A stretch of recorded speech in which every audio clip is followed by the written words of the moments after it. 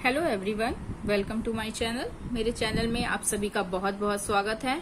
मैं खुशबू गुप्ता आज आप सभी के साथ सीटेट का फर्स्ट पेपर जो कि दिसंबर 2019 में हुआ था, इसका इन्वायरमेंटल स्टडी पर्यावरण अध्ययन आज मैं सॉल्व करूंगी, जिसमें मैंने 61 to 74 क्वेश्चन सॉल्व करवा दिया है। आज मैं 75 to 90 क्वेश्चन सॉल्व करूंगी। ओके, स्टार्ट करते हैं। क्वेश्चन नंबर 75, जिसमें कॉलम 1 और कॉलम 2 करके दिया है। एक तरफ शहर और राज्य दिए हैं और फिर उस शहर और राज्य से रिलेटेड अत्यधिक पसंद का भोजन दिया गया है। मतलब यहाँ पे 4 शहर और राज्य दिए गए हैं। उन शहर और राज्य में कौन कौन से आपको मैच करने हैं कि कौन से राज्य से कौन से भोजन पसंद किए जाते हैं। फर्स्ट है हांगकांग, सेकंड केरल, कश्मीर और गोवा।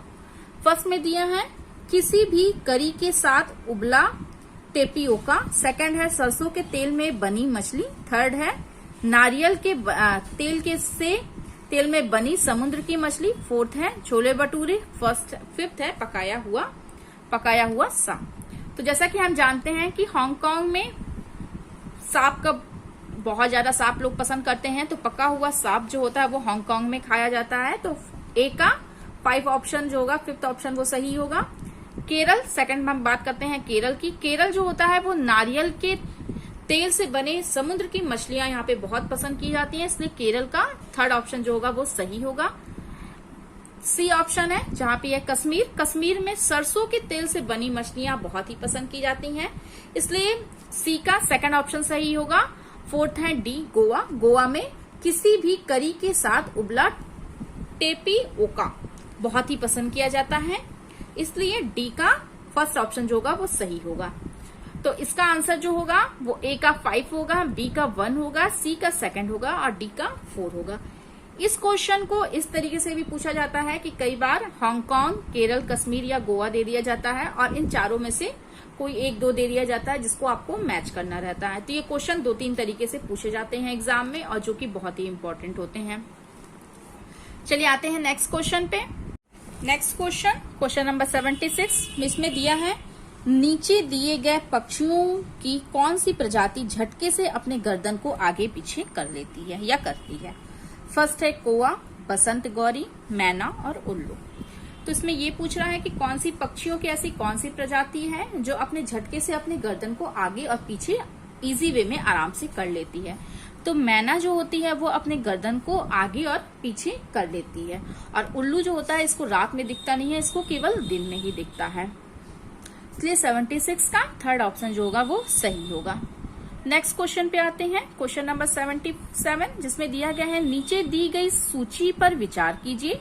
मतलब ये जो सूची बनी है इस सूची पे हमको विचार करना है। फर्स्ट है कछुआ, घड़ियाल, कौवा, बत्तख, मछली। इन सूची में से कौन सा दूसरों से भिन्न है। जबकि हम जानते हैं कि कछुआ जो कि पानी में रहता है, घड़ियाल भी पानी में रहता है, कौवा जो होता है वो पानी में नहीं रहता है, वो पेड़ पे रहता है, हवा में उड़ता है, बत्तख जो होता है पानी में रहता है और मछली जो होती है वो भी पानी में रहती है।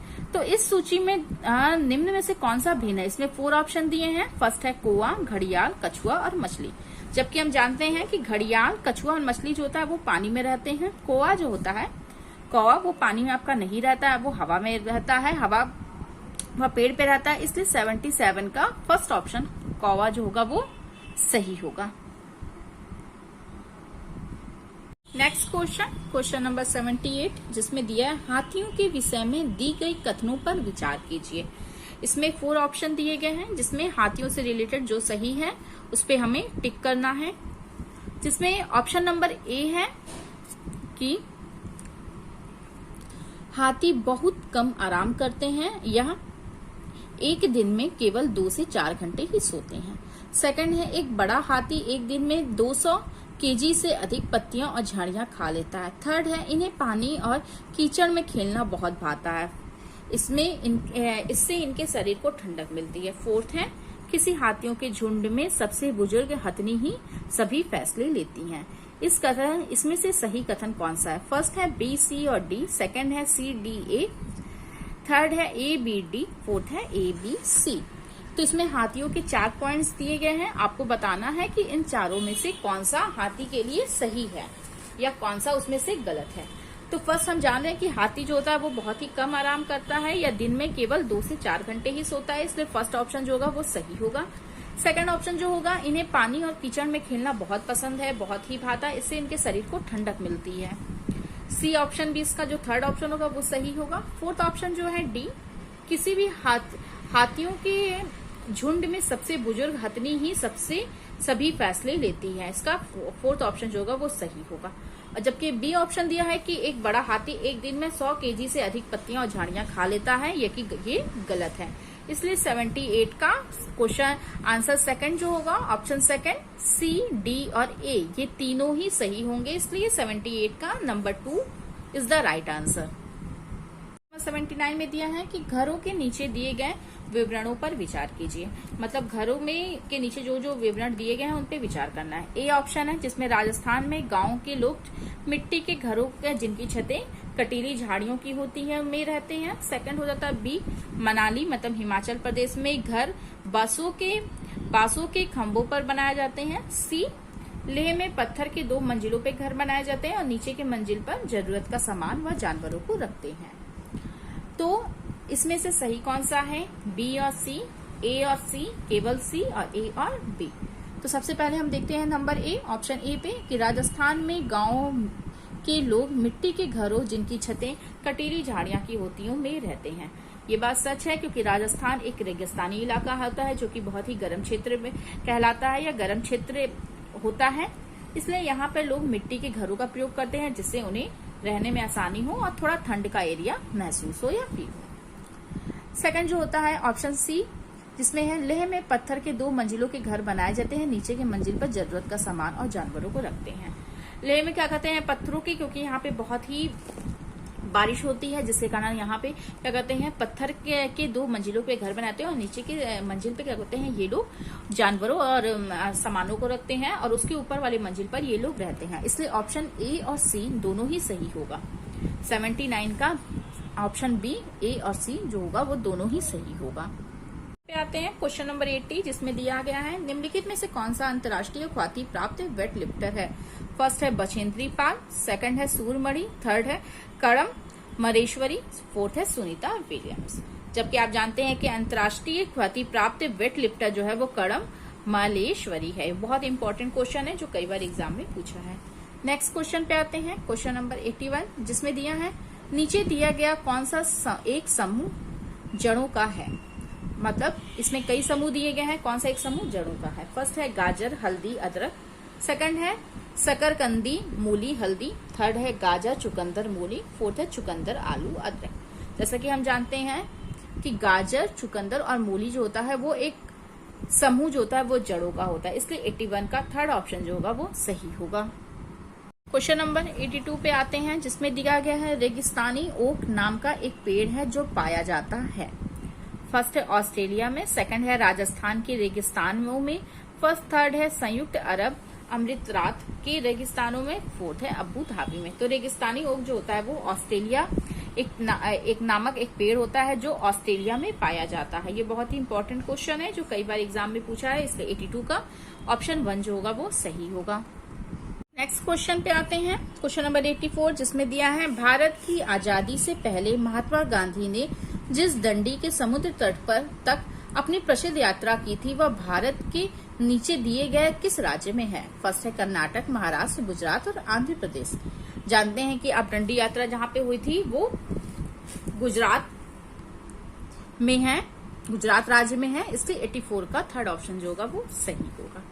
नेक्स्ट क्वेश्चन पे आते हैं क्वेश्चन नंबर 85 जिसमें दिया गया है उच्च ज्वर मतलब तेज बुखार के साथ कपकती जिसके उपचार सिकोना पेड़ की छाल से किया जाता है वह है मलेरिया, चिकनगुनिया, डेंगू, मिर्यादी बुखार। तो ज्वर तेज मतलब तेज बुखार जिसके साथ कपकपी जैसी उपचार सिकोना पेड़ की छाल से किया जाता है वह बीमारी होती है मलेरिया, इसलिए 85 का फर्स्ट ऑप्शन जो होगा वो सही होगा।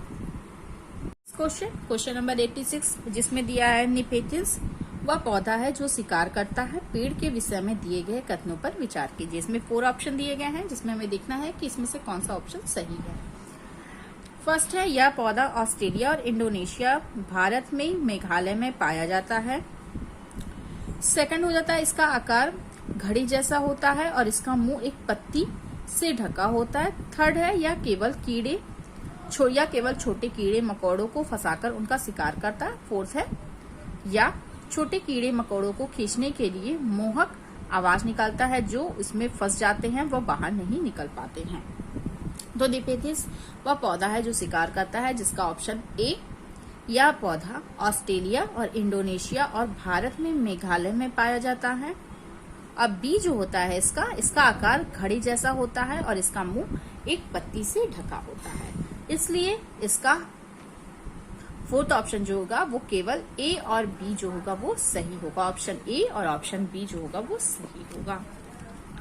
क्वेश्चन नंबर 87 जिसमें है चेराओ नाच कहाँ के लोग करते हैं। फर्स्ट है मिजोरम, मणिपुर, मेघालय और झारखंड। तो चेराओ नाच जो होता है वो मिजोरम के लोग करते हैं, मिजोरम में किया जाता है, इसलिए 87 का फर्स्ट ऑप्शन जो होगा वो सही होगा।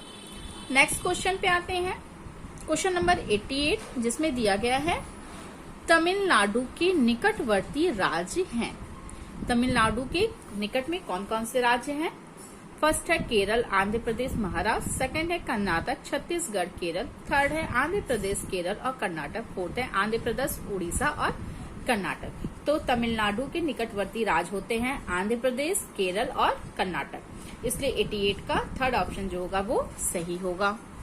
नेक्स्ट क्वेश्चन मेरा है 89 जिसमें दिया गया है एनसीएफ 2005 के अनुसार निम्नलिखित में से कौन सा प्राथमिक स्तर पर पर्यावरण अध्ययन शिक्षण का उद्देश्य नहीं है। इस क्वेश्चन में ये कह रहा है कि एनसीएफ 2005 के अनुसार निम्नलिखित में से कौन सा प्राथमिक स्तर पर पर्यावरण शिक्षण का उद्देश्य नहीं है।